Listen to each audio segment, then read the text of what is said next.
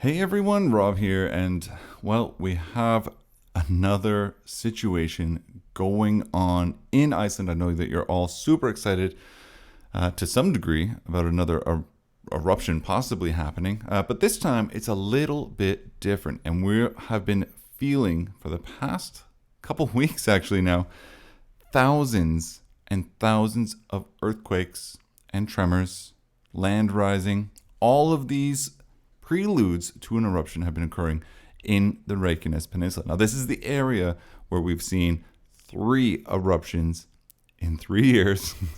So I think we're due for another one, keeping the streak alive. But this time, this eruption is looking like it's going to occur before the end of the year. Now, what makes this one so special, or in fact so interesting, is that previously we've been talking about these eruptions that are so-called safe eruptions. They sort of come up without a big bang, kind of far from people. Yeah, there's earthquakes, and of course, eruptions and volcanoes are dangerous, but they're far enough away that there's no real damage to the infrastructure and so forth. So we can see on this map here, we have these triangles, which are showing kind of like these volcanic areas and these sensors. You can see these stars, and I've talked about this before. This is a map here of over the last 48 hours, the earthquakes that have occurred in this region. Now, if we're taking a look, and let's just zoom in here to where this is, we can see that these stars are along this road coming down here. Now, we all know Fagradalsfjall was somewhere in the middle, kind of over here, down by Klavervatn, and then we're sort of in between here. But this road here is particularly interesting because if we took a look at the map here, we follow this road down and we zoom in, we find the Blue Lagoon. Now, this is the area where a lot of these eruptions are happening, or these earthquakes and possible eruption may be occurring in this zone. It's in fact, this area that we're centered on is what is looking like to be the possible eruption site. Again, going back to the map and zooming in here, we can see that this is where majority of it is. Now, what this means is, if we take a look at Reykjavik excursions, they're a huge supplier of tourism in Iceland. They have posted a notice at the top talking about this volcanic unrest. It's totally common for that to happen, but because of the proximity of this and the danger that's potentially going to occur close to the Blue Lagoon, what they have said is they have decided to cancel all of their trips to the Blue Lagoon for the next 3 days, starting noon today, November 7th. This is a very interesting scenario. Now Grindavik and the area, they've been meeting with Civil Protection, talking about evacuation plans, and everyone should have 3 days of supply and things like that. But this is the first time that all of the magma accumulation that's been going on is actually close to very important structures.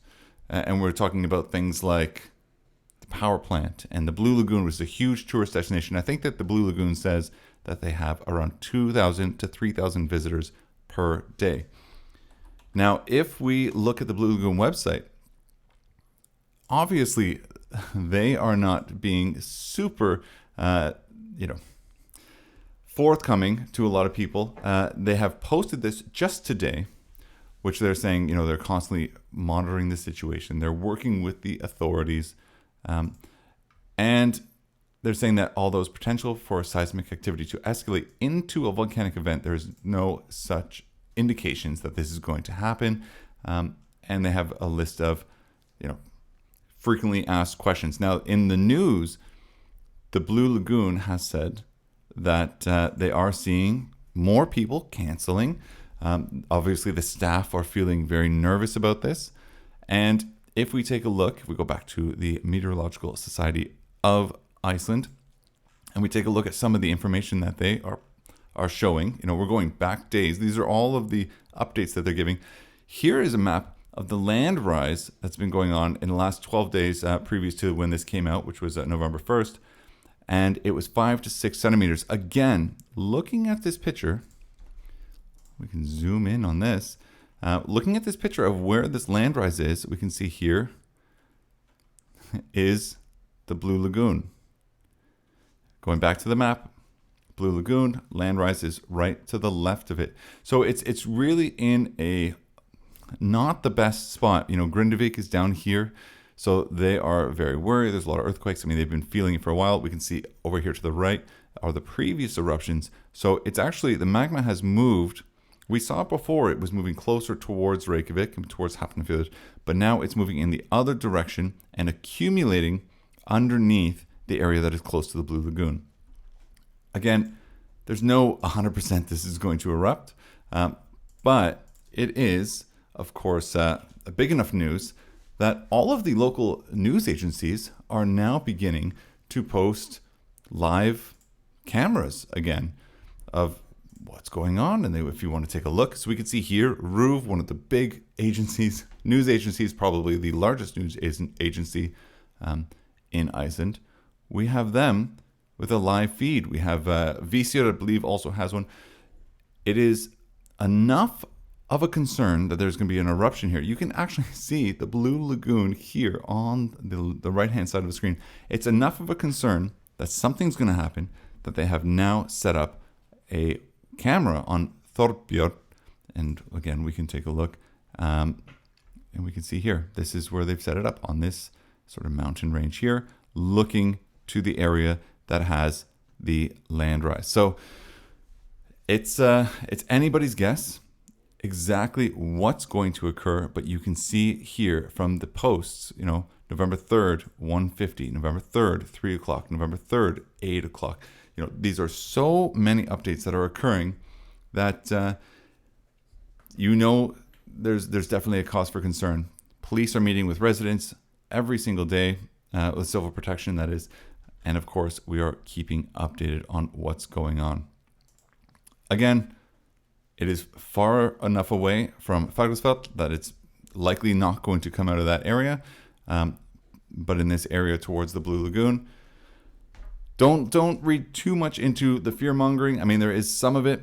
You know, perhaps the Blue Lagoon should take lead to what the Reykjavik Excursions is doing, and you know, close down a couple days and see how the next 3 days go. Decide then and reevaluate every 3 days. Reykjavik Excursions is doing, I think, a pretty good job there. There's been calls for the Blue Lagoon to do the same, but you know, they have a lot of tourists that are coming to go there. So if you are looking for an alternative, I'll be posting updates and various things that you can do other than the Blue Lagoon, other than this area. If you're worried about flights, usually at the start of an eruption, the airport will close and then it will open back up pretty quickly.